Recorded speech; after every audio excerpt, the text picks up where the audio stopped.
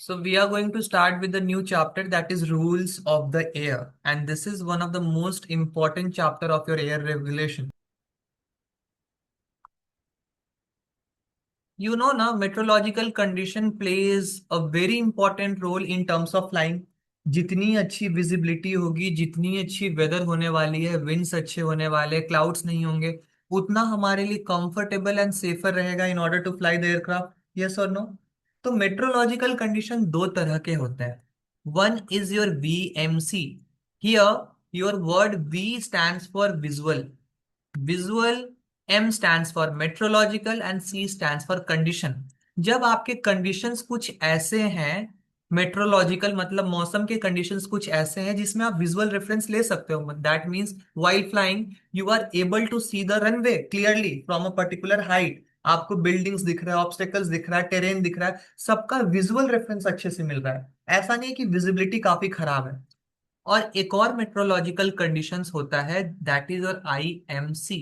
IMC कहने का मतलब इंस्ट्रूमेंट मेट्रोलॉजिकल कंडीशन। मतलब the condition of the weather is not that great. Visibility अच्छी नहीं होगी, आपको विजुअल रेफरेंस अच्छे से नहीं मिल रहा है। वैसे केस में आप किस पे रिलाई करने वाले हो? वैसे केस में आप अपने एयरक्राफ्ट के इंस्ट्रूमेंट पे ट्रस्ट करने वाले हो कि आपको इंस्ट्रूमेंट जो है वो क्या पर्टिकुलर डायरेक्शन बता रहा है, और उसी हिसाब से you are going to fly the aircraft. आपके एयरक्राफ्ट में लगा हुआ इंस्ट्रूमेंट पैनल होता है। Let me show you instrument panel. मैं सेस्ना का आपको इंस्ट्रूमेंट पैनल दिखा रहा हूँ। बेसिकली आपके ट्रेनिंग एयरक्राफ्ट का, हर एयरक्राफ्ट में जनरली अलग अलग हो सकता है। तो ये है आपका इंस्ट्रूमेंट पैनल। ठीक है। Now let's suppose while flying आपको बाहर में उतने अच्छा रेफरेंस नहीं मिल रहा है, you are not able to spot the mountains, runway, terrain and all. And with the help of these indications on the instrument, आपको लेफ्ट जाना चाहिए या राइट जाना चाहिए, आपका रनवे किधर है, आपका ऑल्टीट्यूड क्या है, आपका स्पीड क्या है, सब चीज आप इस पे रिलाई कर रहे हो completely. So in that case we can say our metrological condition is IMC। Understood the basic difference between VMC and IMC? Okay. Now, coming back to your flight rules. As I have told you, flight rules are of two types. One is your VFR and one is of your IFR. VFR are those types of flight rules जिनमें आपको visibility अच्छी मिलती है, मतलब the condition is your VMC. VMC condition is must. अगर VMC conditions अच्छी है, इसका parameters and limitations we are going to study later. मतलब अभी फिलहाल के लिए बेसिक इतना आप समझिए कि metrological conditions are good, you can take the visual reference in order to fly the aircraft. And since your aircraft is flown under VMC conditions, so the rules are basically your VFR, visual flight rules, since you are taking the reference of visual conditions. और यही अगर आपको instrument flying करना है, IFR, मतलब you are taking the help of instrument. अब जरूरी थोड़ी है कि IFR फ्लाइंग करने के लिए बाहर वेदर खराब हो।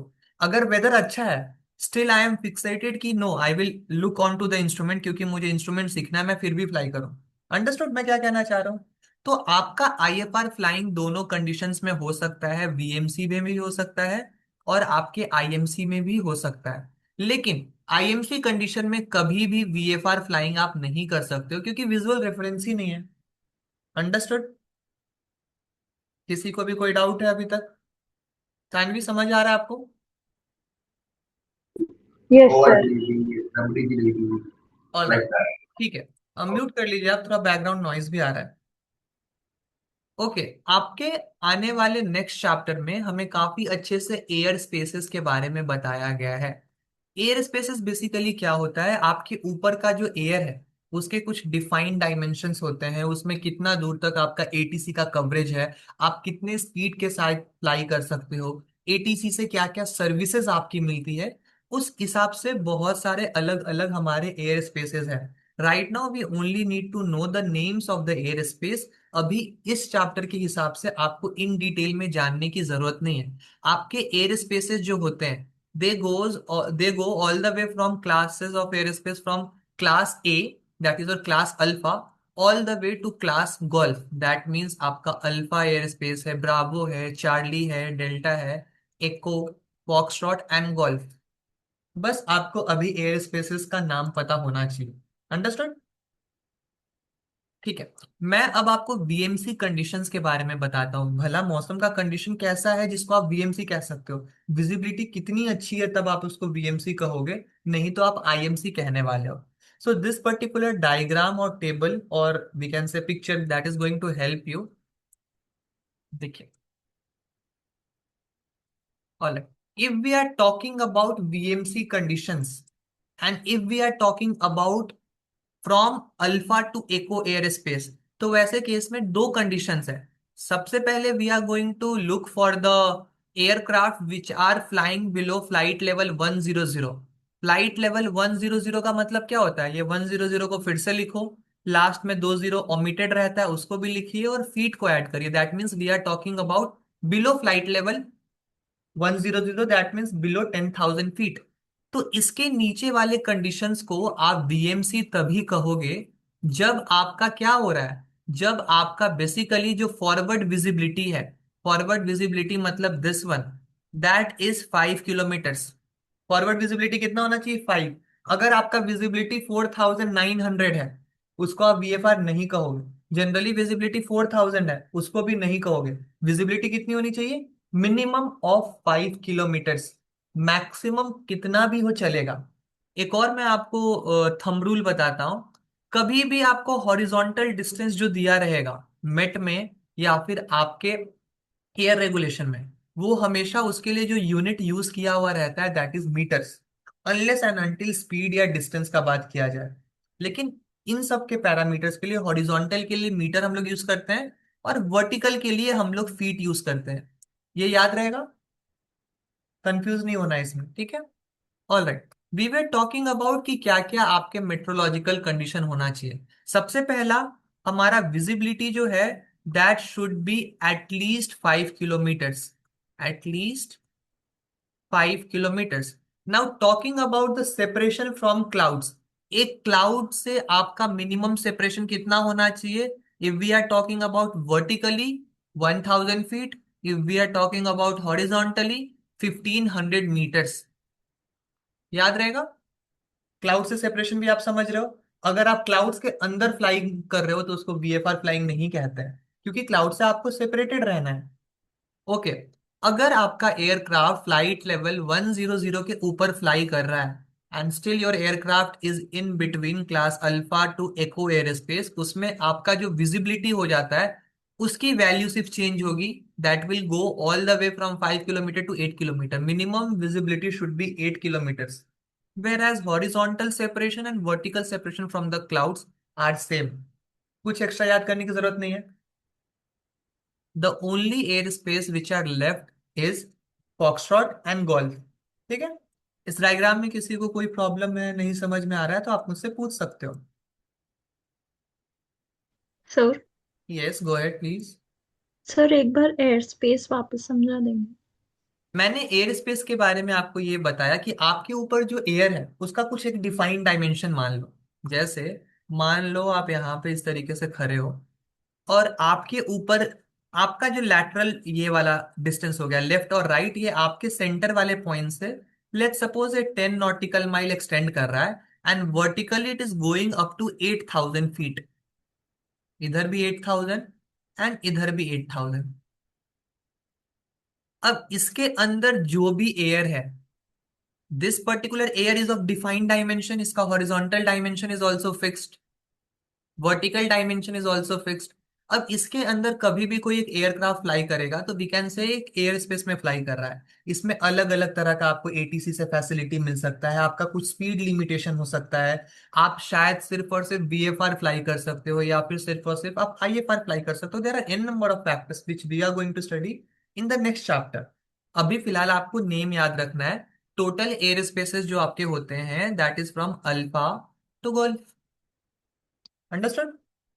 और class alpha to echo air space के लिए आपके ये वीएमसी कंडीशंस हैं। मिनिमम आपका ये वीएफआर कंडीशंस, मतलब वीएमसी कंडीशंस होना चाहिए, तभी जाके आप एक वीएफआर फ्लाइंग कर सकते हो। क्वेश्चंस बन जाएंगे इस पे। देखिए ध्यान से, मैं क्वेश्चंस आप लोगों को दूंगा अभी करने के लिए। All right, let's talk about now for foxtrot and golf air space, F and G. F and G के लिए आपका लिमिटेशंस कुछ ऐसा नहीं है।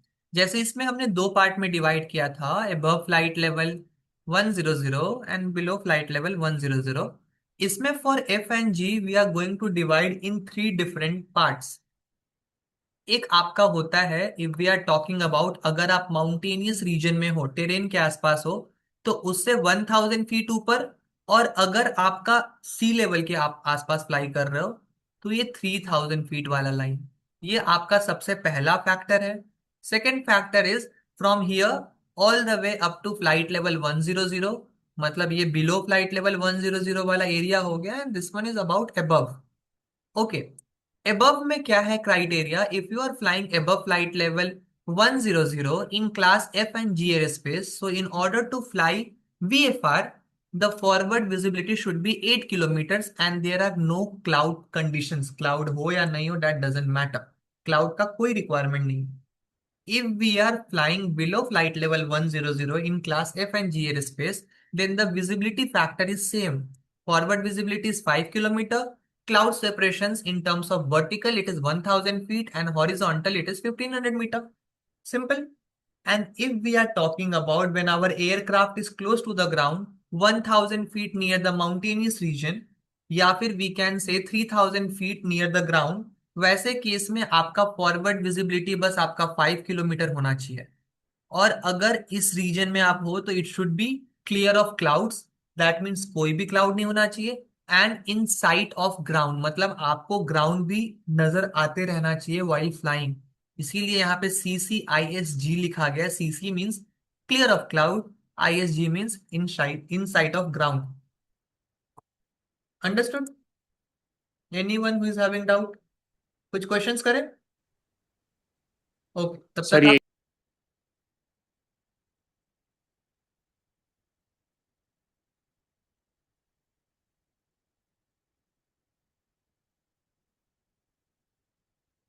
Very good, 10 Charlie is correct.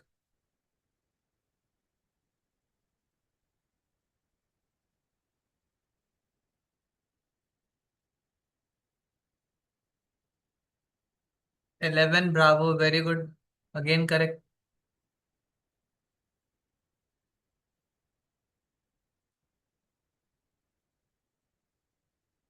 12 alpha, that is also correct. 13 alpha, that is also correct. Saanvi, ये क्या आपने आंसर टाइप करा है? सर एक्चुअली वो कीबोर्ड काम नहीं कर रहा है। अच्छा, कोई बात नहीं, मैं आंसर्स मार्क कर रहा हूँ, आप एक बार क्रॉस चेक कर लो कि आपका भी यही आंसर्स आ रहा है या नहीं। ये ओके आंसर आपने सर। भी करा है mark? Yes sir, 10th and 12th आप मार्क की सर। ऑलराइट, एक नोट में ध्यान देने वाली बात ये है, इसके बाद मैं एक और आपको फ्लाइट रूल के बारे में बताने वाला हूँ। अभी तक तो हमने सिर्फ यहाँ पे दो दो ही देखा है ना। एक और आपका फ्लाइट रूल है जो कि इन दोनों के बीच में आता है, that is your, we can say 1 dot alpha, that is your special VFR। Special VFR एक ऐसा कंडीशन है जिसमें आपकी विजिबिलिटी VFR जितनी तो नहीं है, बट उतनी भी बुरी नहीं है, आप स्टिल फ्लाइंग कर सकते हो। स्पेशल VFR है ना। VFR के लिए विजिबिलिटी मिनिमम कितनी होनी चाहिए थी? That should be at least 5 kilometre, ये तो आपने देखा है। स्पेशल VFR में क्या है कि आपका जो विजिबिलिटी का वैल्यू है, दैट इज बिलो 5 किलोमीटर अगर आपका विजिबिलिटी चला जाता है, but it should not be below 1500 metres. तो मैं यहाँ पे दोनों वैल्यूज लिख देता हूँ। It should be in between 5 kilometres to 1500 metres, पहला कंडीशन। स्पेशल फ्लाइट रूल्स में अगर आपको फ्लाइंग करना है, स्पेशल VFR में अगर आपको फ्लाइंग करना है, तो विजिबिलिटी इसके बीच में होना चाहिए। ये है आपका सबसे पहला कंडीशन। दूसरा कंडीशन आपका ये है कि आप कंट्रोल्ड एयर स्पेस में ही फ्लाइंग कर सकते हो। Now the thing is, what is controlled air space? दो तरह के एयर स्पेसेस होते हैं, one is controlled, one is uncontrolled. Uncontrolled में ATC का कोई कवरेज नहीं रहता है, ATC से कोई सर्विसेज नहीं मिलती है। अनकंट्रोल्ड एयर स्पेस में ATC होता है। मान लो इंडिया में most of the flying club है जो कि प्राइवेट फ्लाइंग क्लब है, तो वहां तो कोई ATC नहीं है, तो वो अनकंट्रोल्ड हो गए। लेकिन किसी एयरपोर्ट का हम लोग बात करते हैं जहां पे आपका रनवे है, आपका एक ATC टावर है जो कि सर्विस प्रोवाइड कर रहा है, तो इसको हम लोग कह सकते हैं this one is your controlled air space या फिर controlled aerodrome. Understood. So special VFR में फ्लाइंग करने के लिए द सेकंड कंडीशन इज कि you can only fly in the control zone, in short CTR. Control zone में आप fly कर सकते हो, इसके अलावा आप कहीं भी फ्लाई नहीं कर सकते हो। थर्ड कंडीशन इज इनको सिर्फ वैसे ही पायलट्स फ्लाइंग कर सकते हैं इस रूल में जिनके पास एक इंस्ट्रूमेंट रेटिंग हो। इंस्ट्रूमेंट रेटिंग हो। अब जनरली जब आप सीपीएल करते हो ना, तो सीपीएल के साथ आपका इंस्ट्रूमेंट रेटिंग भी होता है। एक बार आपके पास वो लाइसेंस में आ जाता है, देन दैट मीन्स कि आप स्पेशल वीएफआर फ्लाइंग कर सकते हो, या फिर आपके पास फ्लाइट इंस्ट्रक्टर की रेटिंग है, एएफआईआर है, असिस्टेंट फ्लाइट इंस्ट्रक्टर रेटिंग, या फिर आपके पास फ्लाइट इंस्ट्रक्टर रेटिंग है। फर्दर सीएफआई, डिप्टी सीएफआई जो भी रहोगे उसमें तो आप कर ही सकते हो। मैं लोएस्ट पॉसिबल रेटिंग्स बता रहा हूँ। इन सब में आप स्पेशल वीएफआर की फ्लाइंग कर सकते हो। लेकिन जब विजिबिलिटी का वैल्यू आपका 1500 मीटर से कम हो जाए, वैसे केस में आप फ्लाइंग नहीं कर पाओगे। इस चीज को ध्यान रखना है। वैल्यूज जो है वो जनरली इतना से इतना होना चाहिए। साथ ही साथ आपका एयरक्राफ्ट भी जो है वो इंस्ट्रूमेंट फ्लाइंग के लिए अप्रूव्ड होना चाहिए। अंडरस्टूड। कोई दिक्कत? अब ऐसे केस में अगर आपको फ्लाइंग करना है, मान लो हमारा एक एयरक्राफ्ट यहाँ पे पार्क्ड है जो कि जनरली वीएफआर फ्लाइंग करता है, और ये स्टार्टअप का कॉल मांग रहा है एटीसी से। एटीसी बोलता है startup not approved, visibility below 5000 requesting intention, या फिर visibility 3000 metres requesting intention. So you can say ना रिक्वेस्टिंग अंडर स्पेशल वीएफआर। अगर आपके पास इंस्ट्रूमेंट रेटिंग है तो आप इस चीज का परमिशन मांग सकते हो। तो वैसे केस में आपको एटीसी जो है वो ऑथोराइज कर सकते हैं फ्लाइंग करने के लिए। सो व्हेन ग्राउंड विजिबिलिटी जब आपका ऐसा रहे, तो वैसे केस में आपको एटीसी फ्लाई कर परमिशन दे सकते हैं कि आप फ्लाई कर सकते हो with in a control zone, control zone के अंदर ही। और इसमें पायलट को ये ध्यान रखना है वाइल फ्लाइंग कि वो क्लाउड्स वगैरह में इंटर ना करे। साथ ही साथ वो वैसे फ्लाइंग करे जिसमें उनका हमेशा विजुअल कांटेक्ट बना रहे ग्राउंड से।